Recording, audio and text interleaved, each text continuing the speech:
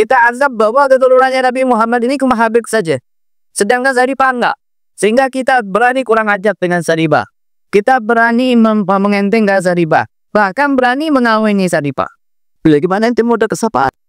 Al-Habib Salim, guru daripada Habib Hasan, beliau mengatakan seorang yang bukan habaib, bukan daripada Bani Alawi, menikahi Saripah yang darahnya bersambung dengan Nabi Muhammad SAW, sampai hari kiamat ibadahnya ditolak sama Allah Subhanahu wa Ta'ala, terkecuali bisa mengembalikan keperawanan Saripah. Selamat pagi teman-teman semua. Menanggapi video yang beredar dari salah satu habaib terkait dengan hukum Syarifah ketika menikah dengan bukan sayyid atau habaib, ini dianggap pernikahannya tidak sah dan bahkan ibadahnya tidak diterima selama berapa 40 tahun. Jadi begini, kafaah itu sepadan pada umumnya seorang wali, seorang istri tentu mengharapkan jodoh yang sepadan. Mungkin kerajaannya mencari jodoh kerajaan. Orang yang berpendidikan tinggi, semisal ya tentu yang diharapkan orang yang sepadan pula. Cuman kafaah ini bukan menjadi keabsahan atau syarat sah pernikahan, tapi hanya sebagai pertimbangan saja. Artinya ketika perempuan tersebut suka dan mencintai orang lain yang di bawah dia strata sosialnya, ini tidak masalah. Tidak masalah. Ini saya bacakan dari kitab Fathul Mu'in, dan di situ disertakan cerita daripada Rasulullah ketika menikahkan salah satu istri anaknya, maaf kami, putrinya dengan orang yang tidak sepadan. Bismillahirrahmanirrahim. Faslun fil kafa'ah wa hiya mu'tabaratun fin nikah la lisihatihi. Dipertimbangkan, cuman tidak menjadi syarat keabsahan sah dan tidak sahnya nikah. Bal li annaha haqqun lil mar'ah wal wali. Jadi hanya untuk haknya perempuan dan wali. Tentu orang A inginnya A, B dan B seperti itu. Tapi bagi keduanya boleh menggugurkannya atau meniadakannya. Ini ya saya bacakan bagaimana Rasulullah menikahkan salah satu putrinya dengan orang yang tidak sepadan. Falahuma isqatuha, dan bagi wali dan perempuan boleh meniadakan kafaah tersebut. Artinya ketika perempuannya suka dengan orang yang sebawahnya secara strata, ini boleh-boleh saja. Nah, di sini dijelaskan walau kanat syaratan li sihhatil 'adli mutlaqan lamma sahahina idzin wal muradu bisukut ridhohuma. Jadi perempuan dan walinya ridho dengan calon suami yang secara ukuran strata sosial itu sebawahnya. Wa dzalika li annahu zawwaja banati. Itu karena Rasulullah pernah menikahkan salah satu putrinya min ghairi kuf'in wala mukafi'in lahunna. Tidak sekupu dan tidak sepadan. Dan juga Rasulullah pernah menikahkan bangsawan dari suku Quraisy dengan laki-laki yang di situ laki-lakinya mantan budak. Dan ini terjadi. Jadi dari sini apabila ini menjadi syarat keabsahan nikah, tentu hal ini tidak dilakukan oleh Rasulullah SAW. Jadi jawabannya, apakah menikahnya Syarifah dengan orang yang selain dari Sayyid atau Syarif atau Habib itu tidak sah? Tidak benar. Di antara perkara-perkara yang harus diperhatikan di dalam pernikahan adalah al-kafa'ah, yaitu kesetaraan. Dan termasuk daripada kafa'ah, yaitu an-nasab, setara di dalam nasab. Jika ada perempuan menikah dengan lelaki yang tidak setara di dalam nasab, maka menurut pendapat Abu Hanifah, Imam Syafi'i, Imam Ahmad bin Hambal, tiga madhab ini mengatakan tidak sah. Pernikahan tersebut bisa sah. Bisa sah dengan dua syarat. Ridhol mar'a wa ridho waliha. Perempuannya ridho, walinya juga ridho, maka 3 madhab, Abu Hanifah, Imam Syafi'i, Imam Malik mengatakan sah walaupun tidak setara di dalam nasab. Dalam masalah ini, Imam Ahmad bin Hambal mempunyai pendapat sendiri. Beliau mempunyai 2 pendapat, 2 riwayat. Yang pertama mengatakan tidak sah sama sekali, walaupun walinya ridho, walaupun perempuannya ridho. Kenapa? Karena al-kafa'ah haqqun lillah. Karena kafa'ah itu haknya Allah Subhanahu wa ta'ala, tidak bisa digugurkan oleh siapapun. Yang kedua, beliau mengatakan pernikahan yang tidak setara di dalam nasab bisa sah dengan 2 syarat. Ridhol mar'a wa awliyaiha qaribihim wa ba'idihim. Perempuannya ridho, wali perempuan baik yang jauh maupun yang dekat, mereka semua juga ridho, maka sah itu pernikahan. Nah, pendapat Imam Ahmad bin Hambal inilah yang dipegang dan diamalkan oleh salaf-salaf kita para Alawiyin fi tazwiji banatihim. Kenapa sih salaf kita kok memilih pendapat Imam Ahmad bin Hambal, kok begitu keras di dalam masalah pernikahan? Ada 2 alasan. Yang pertama, untuk menjaga nasab mulia, yaitu nasab Nabi Muhammad SAW, jangan sampai terputus. Yang kedua, ketika ada Sarifah menikah dengan non-sayyid, maka ini akan terjadi aib, cacat. Dan aib ini akan dirasakan oleh seluruh Alawiyin yang mendengarkan, yang mengetahui tentang pemutusan nasab tersebut. Jadi agar tidak terjadi semua, agar kedua ini dijaga oleh Allah Subhanahu wa ta'ala, jangan sampai aib ini terjadi dalam Alawiyin, jangan sampai keturunan Nabi Muhammad ini terputus, maka Alawiyin, salaf kita memilih pendapat Imam Ahmad bin Hambal. Kalau ada Sarifah menikah dengan non-sayyid, menurut Imam Ahmad bin Hambal, pendapat pertama tidak sah sama sekali, walaupun Sarifahnya ridho, walaupun walinya ridho. Yang kedua, ketika ada Sarifah menikah dengan non-sayyid, ini bisa sah dengan 2 syarat. Sarifahnya ridho, dan walinya Sarifah ini juga ridho. Wali yang jauh maupun yang dekat, mereka semua ridho.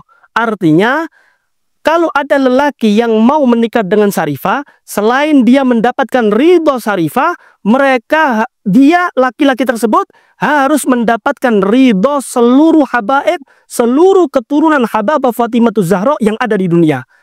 Harus ridho. Ini adalah perkara yang mustahil. Karena itu hati-hati, jangan sampai kita salah berfatwa. Kalaupun ada orang ngeyel, mengatakan, nah cukup kita ngikuti Imam Syafi'i aja. Sarifahnya ridho, walinya juga ridho, kan selesai. Kan bisa sah itu pernikahan. Memang benar. Pendapat itu memang ada. Akan tetapi yang perlu kita fahami bersama adalah isqatul kafa'ah itu rukhsah minasyariah. Menggugurkan kafa'ah itu adalah rukhsah daripada syariat. Jadi kalau rukhsah itu bisa diamalkan ketika tidak berkaitan dengan maksiat. Karena kaidah fikih mengatakan innar rukhsah la tunatu bil ma'asi. Rukhsah dari syariat ini bisa diamalkan ketika tidak berkaitan dengan maksiat.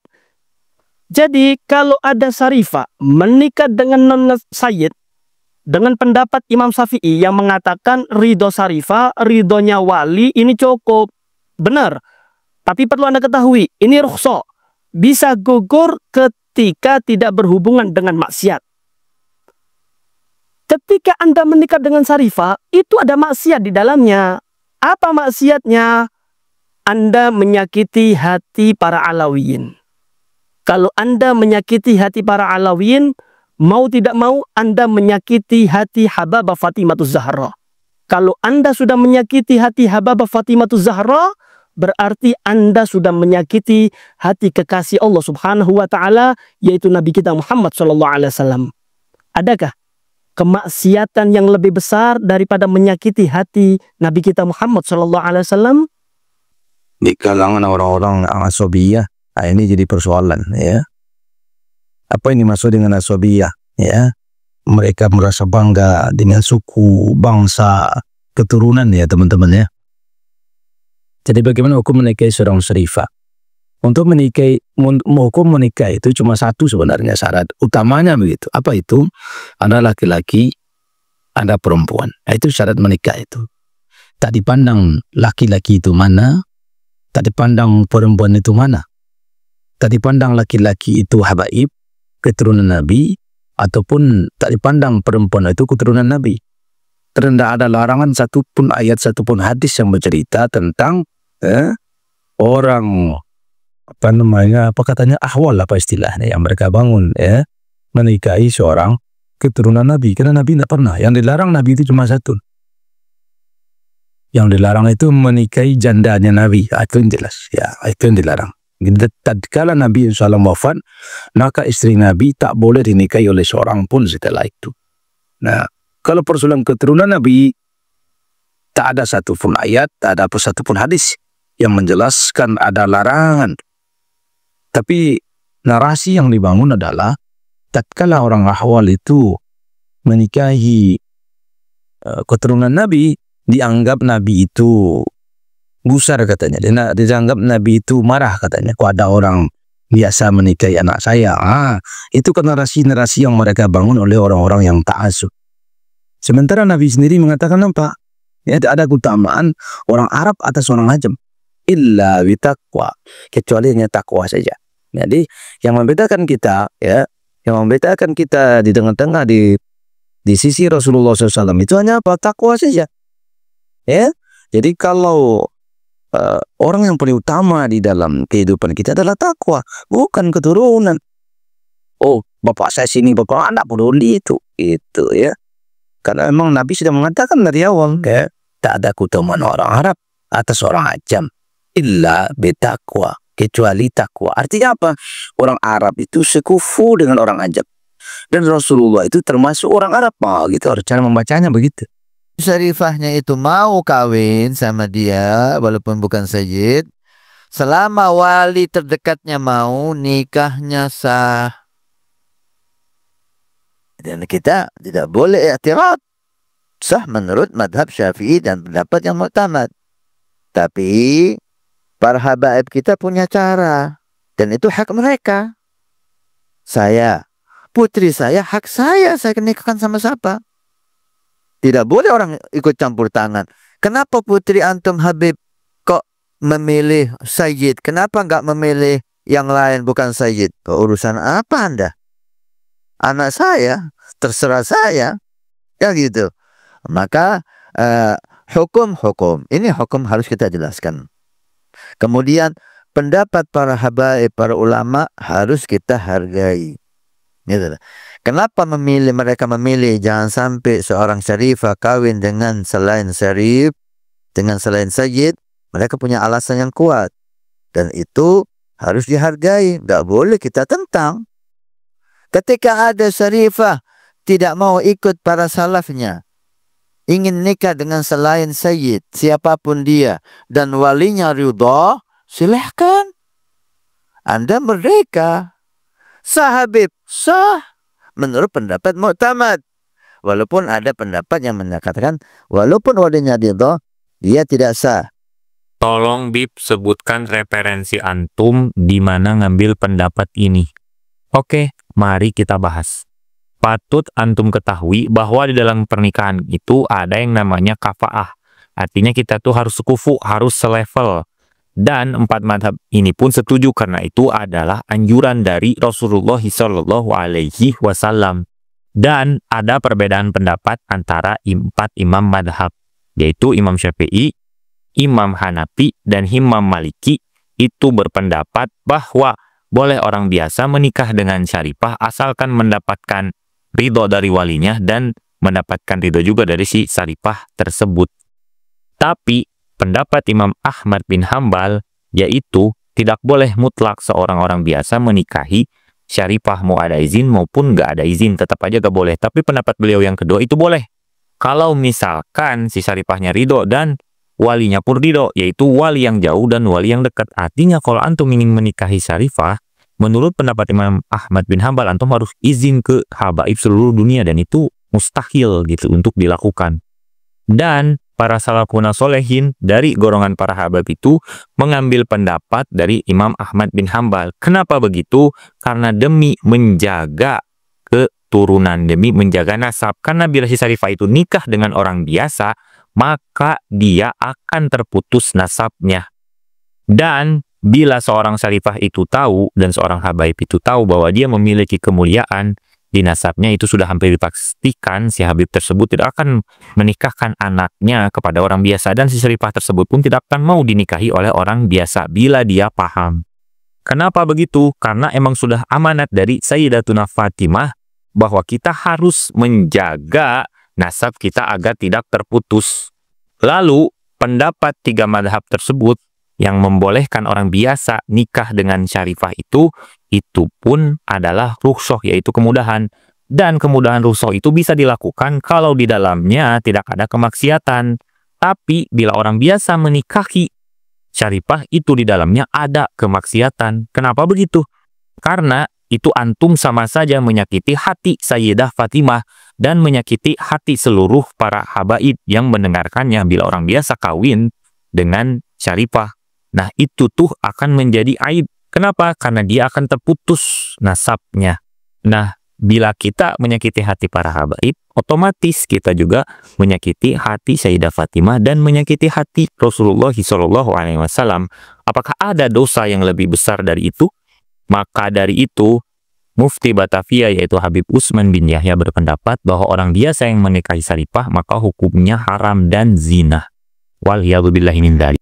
Izin bertanya Buya, bagaimana jika nenek adalah Syarifah dan kakek kita tidak tahu nasabnya lebih jauh? Apakah nasab ke Nabi terputus karena banyak pendapat bahwa nasab hanya dari ayah saja? Bukan perbedaan pendapat. Nasab itu diambil dari bapak, garis bapak. Itu sudah jelas. Kecuali Sayyidat Fatimah Zahra. Sayyidat Fatimah Zahra tidak. Tetap sambung dengan Nabi. Melalui baginda Nabi Sayyidat Fatimah. Selebihnya nasab diambil dari jalur laki. Maka nasab Nabi, nasab dzurriyyah Nabi diambil dari garis laki, ini sebagai nasab. Tapi kalau ada seorang anak terlahir dari ibu cucunya Nabi, bapaknya bukan, nasabnya tidak sambung kepada Nabi, tapi dia mendapatkan syaraf kemuliaan karena ibunya adalah seorang Syarifah. Syarifah jangan sampai menikah dengan selain Syarif, dengan selain Sayyid. Kenapa? Karena mereka menjaga kemuliaan ini. Nasab itu kembalinya ke bapak. Kalau Syarifah kawin dengan selain Sayyid, maka anaknya itu bukan Sayyid lagi kalau laki, bukan Syarifah lagi kalau perempuan. Terputuslah kemuliaan nasab itu. Dan ini kemuliaan yang sangat hebat, diberikan oleh Allah cuma-cuma. Yang bawahan dari ke bawah, kepalanya sungsang, otaknya diselangkang. Surganya cuma batang yang mencari lubang. Selalu mimpi disayang oleh para dayang. Hidungnya belang, mulutnya lancang, suka menantang. Dengan muka garang, tidak bisa menang. Kalau tidak curang, sering dapat uang. Menggunakan parang, tapi ngaku dagang di tanah abang.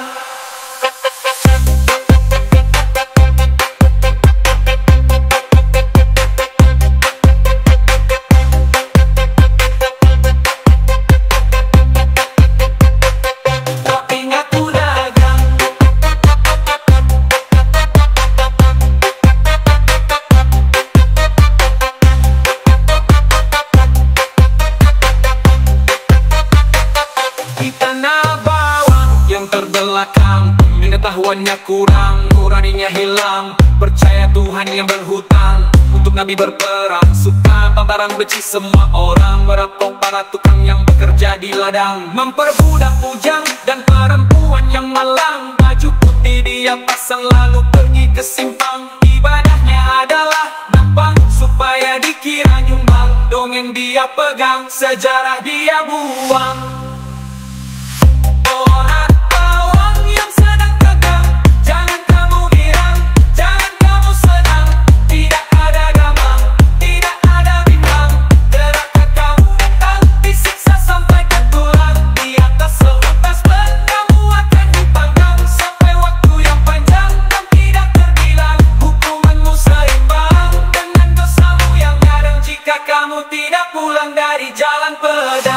Jadi tobatlah sekarang sebelum kesempatanmu melayang.